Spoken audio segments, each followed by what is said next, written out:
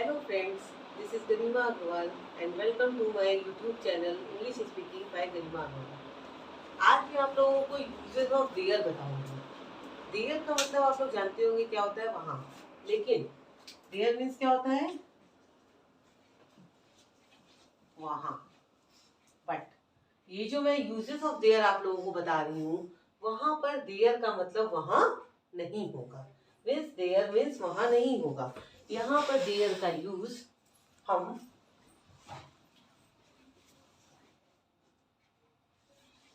वहां के सेंस में नहीं करेंगे, ठीक है। तो देयर का यूज हम वहां करते हैं जहां पर सब्जेक्ट सेंटेंस के लास्ट में आए। हमेशा आप लोग देखते होंगे कि सेंटेंस में सब्जेक्ट शुरू में आता है।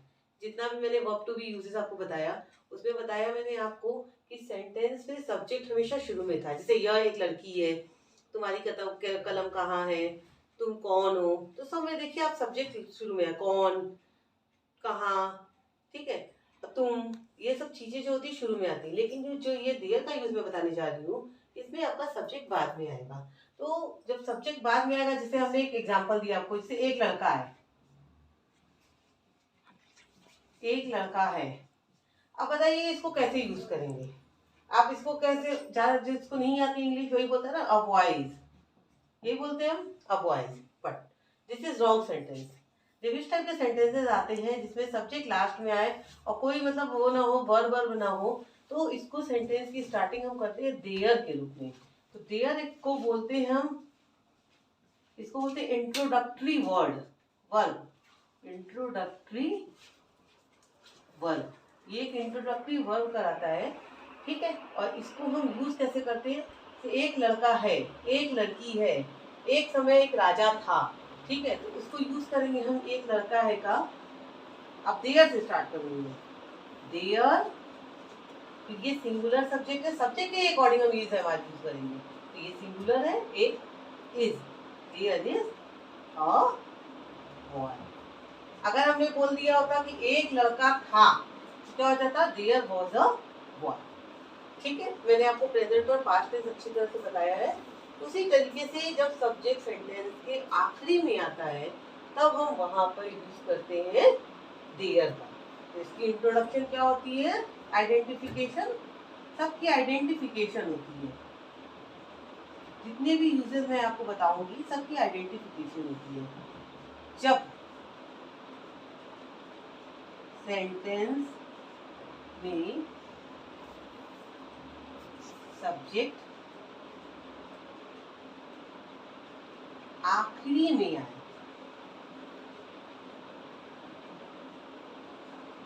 तो वहां पर हम यूज करते हैं देयर का, ओके। अब देखिए मैं इसका स्ट्रक्चर बताऊंगी। स्ट्रक्चर मैंने आपको बताया था, पॉजिटिव, निगेटिव, इंट्रोगेटिव और इंट्रोगेटिव नेगेटिव। तो पॉजिटिव स्ट्रक्चर में क्या यूज करते हैं, पॉजिटिव, सबसे पहले there plus verb to be. Verb to be मैंने बताया है, is, am, are, was, verb plus subject. Subject आएगा जरूर बट लास्ट में आएगा। अगर कॉम्प्लीमेंट है तो complement, C, C means complement. In the same way negative is there. In negative we use there plus verb to be plus not या no plus subject plus complement.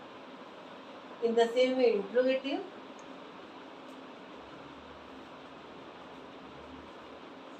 Interrogative दो तरह का होता है। एक सेंटेंस की स्टार्टिंग में क्या आता है, तो जब क्या आएगा तो सर पहले वर्ब टू बी हो जाएगा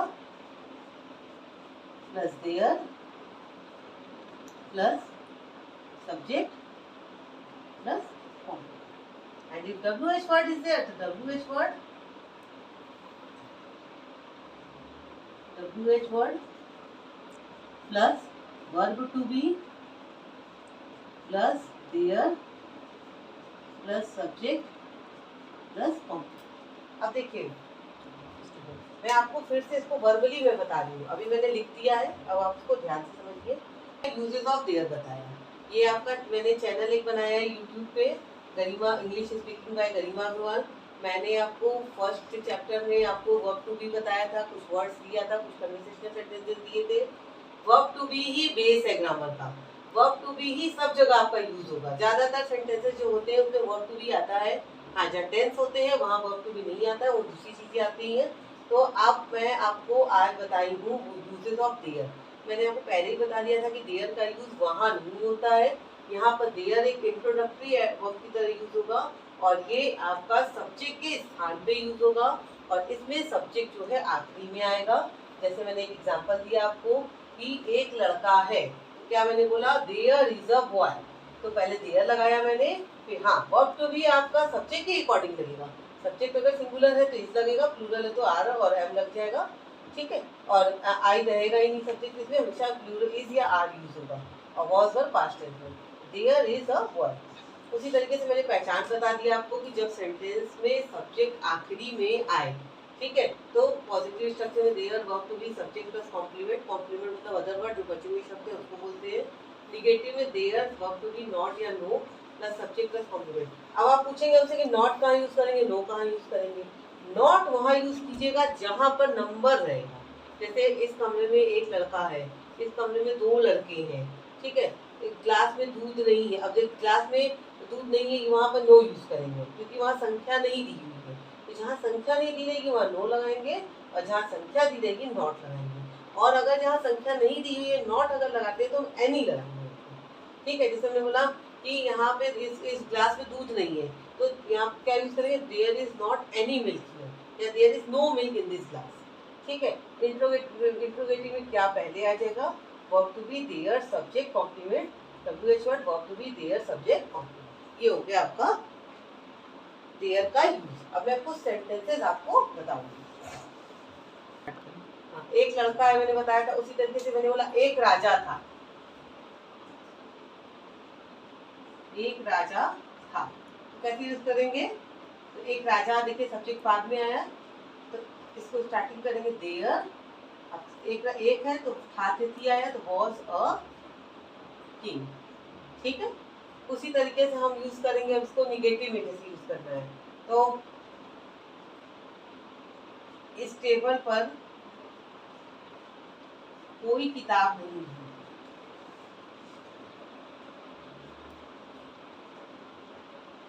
इस टेबल पर कोई किताब नहीं। अब देखिए हमेशा सब्जेक्ट को ढूंढने के लिए कौन से प्रश्न करते हैं, कौन चीज नहीं है, किताब नहीं। वो आपके साथ आप कौन से प्रश्न कीजिए तो आपको आंसर मिल जाएगा। अब देखिए किताब बाद में आया है, इसका मतलब ये सेंटेंस किसका है, देयर वाला है, देयर से यूज करेंगे देयर। और उसमें भी निगेटिव, ये निगेटिव है चूंकि, और इसमें आपका सिंगुलर है देयर इज। अब देखिए कोई नहीं, तो ये इसमें कोई शब्द नहीं, वो कोई आपका वो नंबर नहीं दिया हुआ तो इसलिए नो लगा देंगे, देयर इज नो बुक, पहले ये हो गया।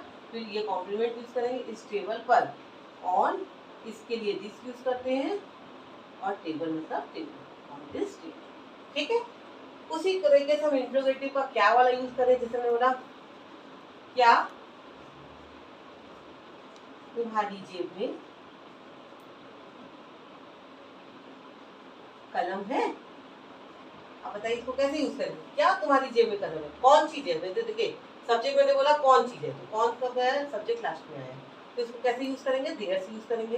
देयर शुरू में नहीं लगा सकते कि क्या से स्टार्टिंग में मैंने स्ट्रक्चर बताया, तो इज लगाएंगे पहले इज, फिर देयर का यूज करेंगे देयर, फिर क्या चीज, सब्जेक्ट और pen, is there a pen, फिर तुम्हारी जेब में, ये हो गया कॉम्प्लीमेंट, इन योर पॉकेट, ये हो गया, ठीक है। ये आपका क्या से यूज हो गया। अब इसी तरीके से इंट्रोगेटिव वर्ड वाला यूज करते हैं, जैसे तुम्हारे घर में पंखा क्यों नहीं है। अब इसको कैसे यूज करेंगे बताइए, तुम्हारे घर में पंखा क्यों नहीं है, पहले हम देखेंगे इसमें सब्जेक्ट, सब्जेक्ट क्या है, पंखा, ठीक है।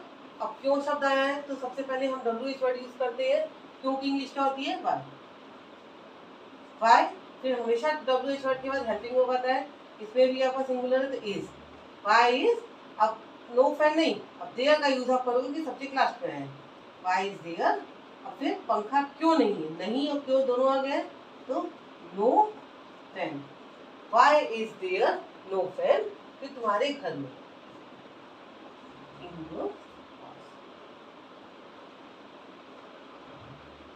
क्वेश्चन मार्क लगाना हमको नहीं भूलना है। अब देखिए स्टूडेंट्स, मैंने आपको ये देयर का यूज बताया, ये बहुत ही इंपॉर्टेंट है। आप लोग हमेशा पढ़ते होंगे टेंस का यूज, अदर स्ट्रक्चर पढ़ते होंगे, लेकिन जो मेन चीज है, main basic part of grammar है, ये सब है। ये सब सेंटेंस हम स्टूडेंट्स नहीं बना पाते हैं। टेंस में वो पढ़ता है, वो लिखता है, वो गाता है, रोता है, ये चीजें बना लेंगे, लेकिन एक राजा था अगर हम दे देंगे किसी को बनाने के लिए, एक अच्छे खासे स्टूडेंट को वो नहीं बता पाएगा। तो उसके लिए एक लॉजिक होता है, और वो लॉजिक ये होता है कि इसमें यूज किया जाता है किस टाइप के स्ट्रक्चर्स का, वो स्ट्रक्चर है देयर। ठीक है। अगर आपको कोई भी क्वेरी है स्टूडेंट, कोई भी सेंटेंस ऐसा है जो देयर के रिगार्डिंग बन सकता है कि नहीं बन सकता है, देखिए मैंने आपको आज देयर का यूज बताया। इसी तरीके से मैं आपको और भी चीज़ें बहुत सारी बताऊंगी। फिलहाल मैं आपको ग्रामर बताऊंगी, ग्रामर के जो इम्पोर्टेंट चैप्टर्स होते हैं जिसके बिना हम इंग्लिश सोच भी नहीं सकते हैं बोलना या लिखना या पढ़ना, तो वो मैंने आज बताया देयर का यूज़। अगर आपको मेरा यूट्यूब चैनल का Garima Agrawal by English speaking by Garima Agrawal, ये आपको मेरा यूट्यूब चैनल का जो भी मैंने ग्रामर क्वेश्चन समझाया है वो आपको अगर अच्छे से समझ में आया है तो आप उसको सब्सक्राइब कीजिए, शेयर कीजिए और कमेंट बॉक्स में ज़रूर लिखिए जो भी क्वेश्चन है, जो भी क्वेरी है, मैं आपको ज़्यादा से ज़्यादा और भी आपको इसके बारे में जानकारी दूँगी। Thank you so much.